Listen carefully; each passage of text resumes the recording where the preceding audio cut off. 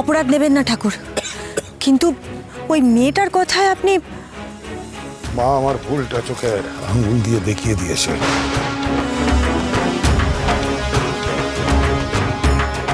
সে যা বলেছে যথার্থ বলেছে।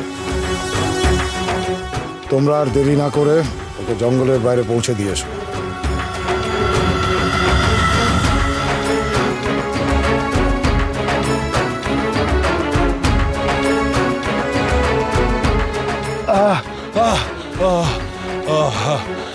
ভবানী ঠাকুর, ভবানী ঠাকুর, আমি চিরজীবন তোমার কাছে ঋণী হয়ে থাকবো ঠাকুর। আমি আর কোনোদিন কোনো গরিবের ওপর অত্যাচার করবো না, আমি তোমাকে কথা দিচ্ছি। আমি কোনোদিন জোর করে খাজনা আদায় করবো না।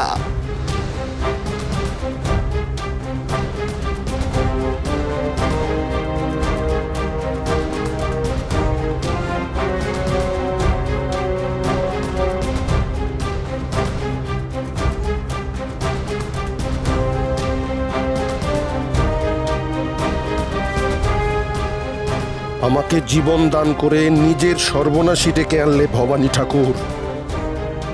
একবার বেরোতে পারি এই জঙ্গল থেকে, তারপর আমার এই অপমান আর হেনস্থা করার মূল্য তোমার কাছ থেকে আমি আদায় করব।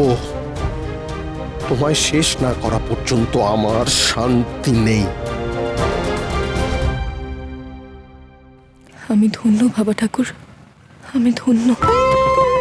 আমার মতো আভাগীর কথা মেনে আপনি বাবা মশাইকে জীবন দান করেছেন। এবার নিশ্চয়ই বাবা মশাইয়ের আমার স্বামীর জন্য ওষুধ আনার কোনো সমস্যা রইল না, নিশ্চয়ই তার চিকিৎসা হবে। বাবা ঠাকুর, আপনি শুধু আমার শ্বশুর মশাইকেই নয়, আমার স্বামীরও জীবন রক্ষা করলেন। আপনার চরণে শত কোটি প্রণাম।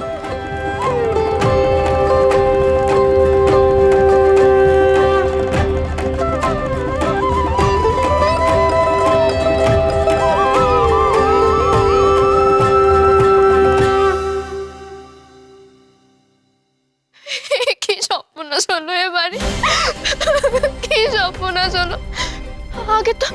আগে তো কখনো এমনটা হয়নি।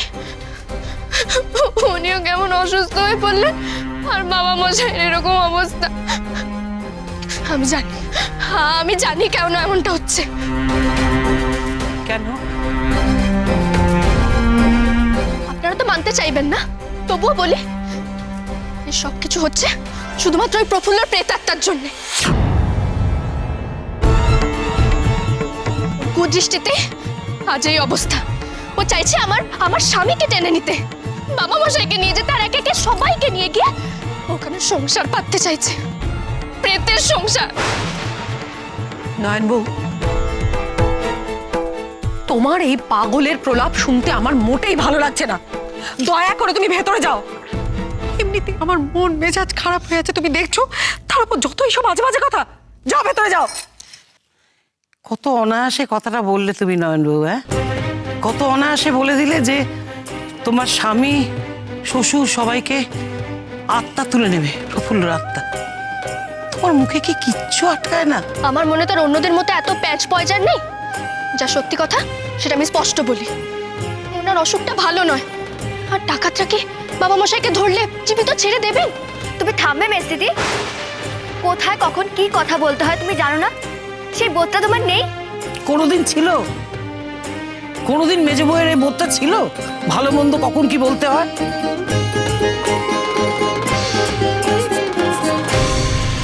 এ কি দা ঠাকুর? রোজা, রোজা, রোজা, কোথায় যাচ্ছিস বাবা? কোথায় যাচ্ছিস? বাবা মশাইকে খুঁজতে। না, কি আপনি ঈশ্বরের কোথায় যাচ্ছেন? না না, আপনি কোথাও যাবেন না।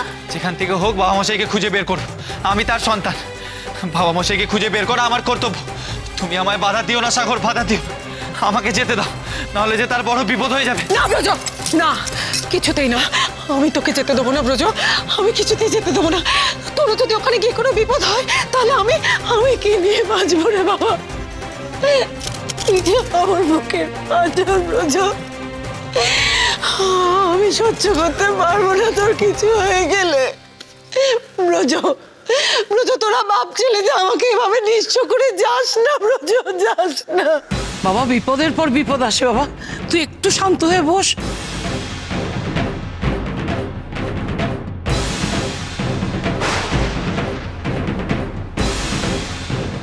ডুগরু ডুগরু বাবা মশাইয়ের কোনো খোঁজ পাওয়া গেল? না ছোট কর্তা, ভবানী ডাকাতের দল তাকে তুলে নিয়ে গেছে।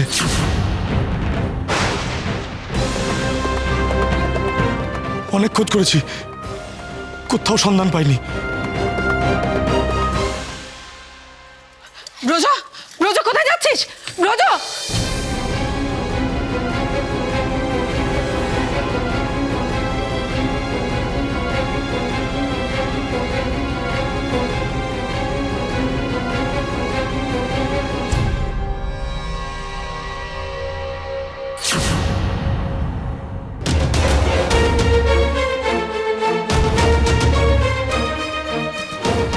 ব্রজ, ব্রজ কোথায় যাচ্ছিস? ব্রজ তুই বন্দুক হাতে কোথায় যাচ্ছিস এখন? বাবা মশাইকে উদ্ধার করতে।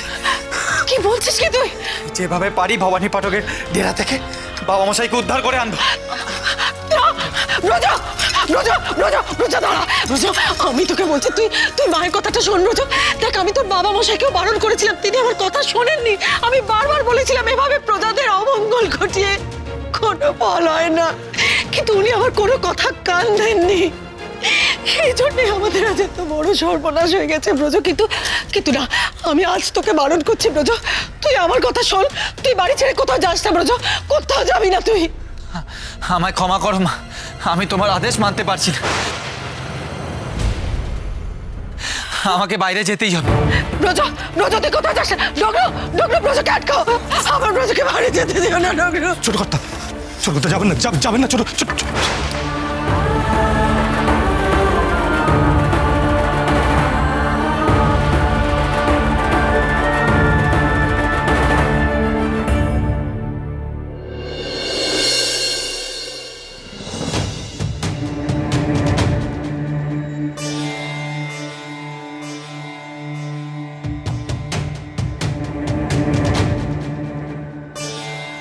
আমার ছেলেটার ভারী অসুখ, দামি ওষুধ কিনতে হবে।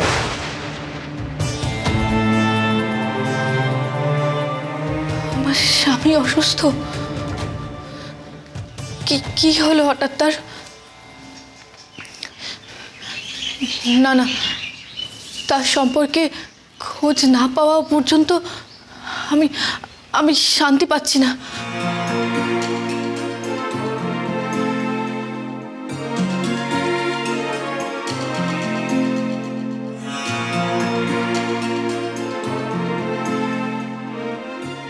মা, মা গো, তুমি তো সব জানো মা। আমি আমার অতীতের সব কিছু ত্যাগ করতে পারলেও আমি আমার স্বামীকে কোনোদিন ভুলতে পারবো না। আমাদের স্বামী স্ত্রীর বন্ধন যে জন্ম জন্মান্তরের বন্ধন।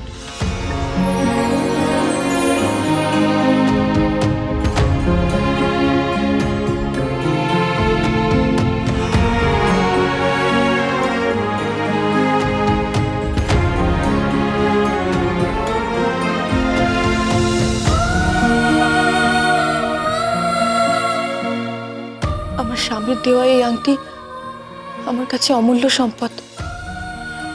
আর সবকিছু ত্যাগ করতে পারলেও তার দেওয়া এই আংটি আমি কিছুতেই ত্যাগ করতে পারবো না। আজ আমার স্বামী অসুস্থ, মরণাপন্ন, তা জেনেও আমি কি করে ঘরে থাকতে পারি? তাকে একবার নিজের চোখে না দেখে,